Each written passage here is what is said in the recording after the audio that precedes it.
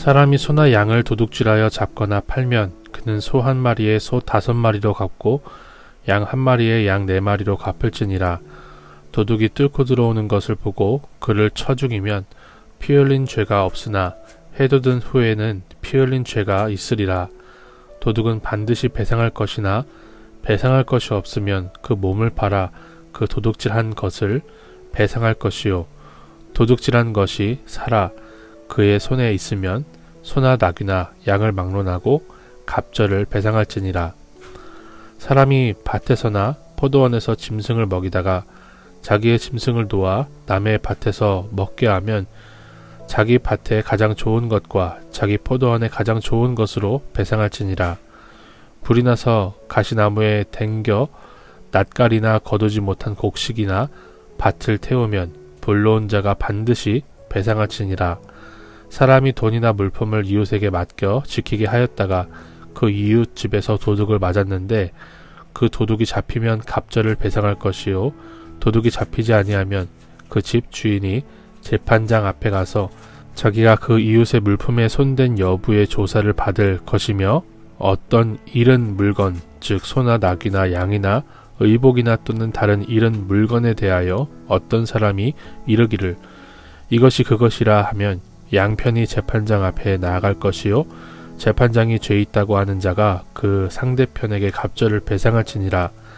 사람이 나귀나 소나 양이나 다른 짐승을 이웃에게 맡겨 지키게 하였다가 죽거나 상하거나 끌려가도 본 사람이 없으면 두 사람 사이에 맡은 자가 이웃의 것에 손을 대지 아니하였다고 여호와께 맹세할 것이요 그 임자는 그대로 믿을 것이며 그 사람은 배상하지 아니하려니와 만일 자기에게서 도둑 맞았으면 그 임자에게 배상할 것이며 만일 찢겼으면 그것을 가져다가 증언할 것이요 그 찢긴 것에 대하여 배상하지 아니할지니라.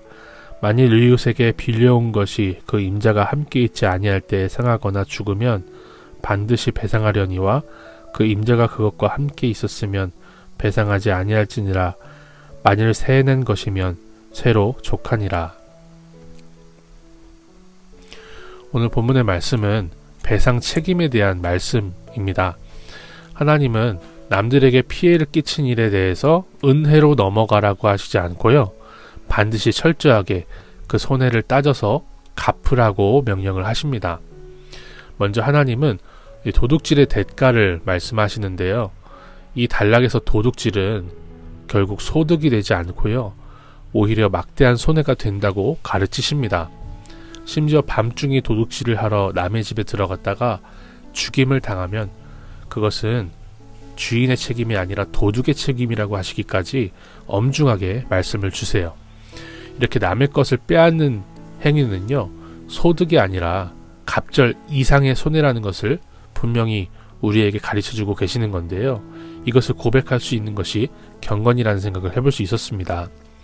저는 이 말씀을 묵상하면서 우리가 정직하게 하나님이 나에게 주신 것을 잘 관리하고 주님이 주신 것에 만족하는 것이 복이며 경건이라는 생각을 해볼 수 있었습니다. 이 부분에서 저는 내게 주신 것이 소중한 만큼 하나님이 남에게 주신 것을 인정할 수 있어야 된다는 것을 생각해 볼 수 있었는데요. 나보다 남이 더 많이 가지고 있다고 해서 그것을 빼앗아도 되는 것은 아니라는 것을 생각해 볼 수 있었습니다. 나보다 부자인 사람도 인정할 수 있고 그리고 하나님이 그 사람보다 나에게 적게 주셔도 그것에 만족할 수 있는 것이 하나님의 백성이 가져야 할 경제관이라는 것을 제 스스로 적용해 봅니다. 또 저는 밭에 대한 말씀을 묵상하면서 내 책임과 내 실수를 인정하고 내게 손해가 되어도 배상하고 갚아야 한다는 것을 배울 수 있었습니다. 정직하게 나의 실수를 따져가며 인정하는 삶을 살면 손해를 보는 세상에서 하나님이 정직한 사람을 지키시는 줄을 믿고 그렇게 손해를 감수하며 사는 것이 복이라고 고백합니다. 이런 의미에서 내로남불은 하나님 앞에서 우리가 철저하게 회개하며 조심해야 될 죄악이라는 것을 생각해 보았어요.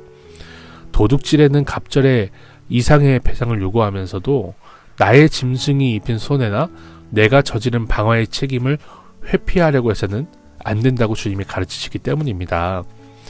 내가 저지른 죄악을 직시할 수 있고 주님 앞에 그 책임을 잘 지는 믿음으로 이 땅을 살아내기를 소망합니다.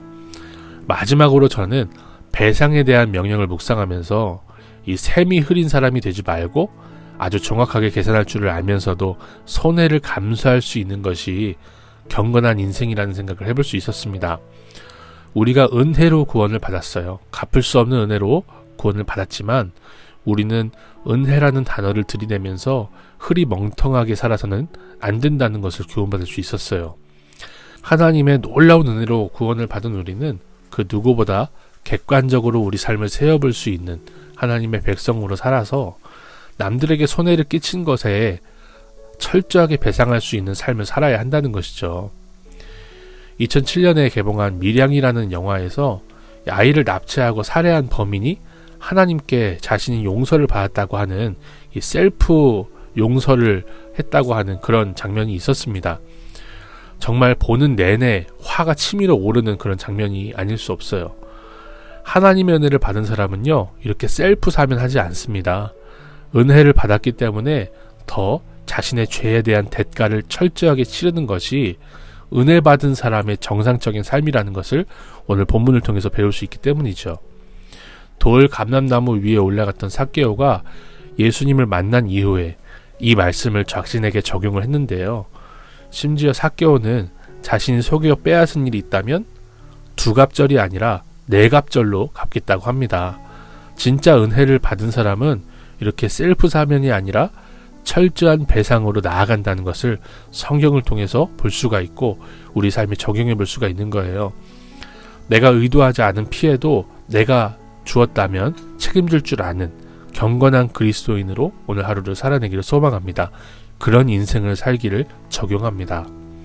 하나님 아버지, 남의 것을 빼앗는 것이 갑절 이상으로 배상해야 할 손해라는 것을 가르쳐 주시니 감사드립니다.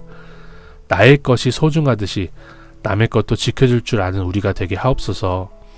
내가 저지른 잘못에 대해서 객관적으로 돌아볼 줄 알고 철저하게 책임을 질 줄 아는 경건이 우리에게 있게 하옵소서. 은혜를 알아갈수록, 은혜를 받아갈수록 흐리멍텅하게 사는 사람이 아니라 내 죄에 대해서 누구보다 잘 알고 갑절에 배상을 할 수 있는 그런 적용을 할 수 있는 우리 인생이 되게 하옵소서. 예수님의 이름으로 기도드립니다. 아멘.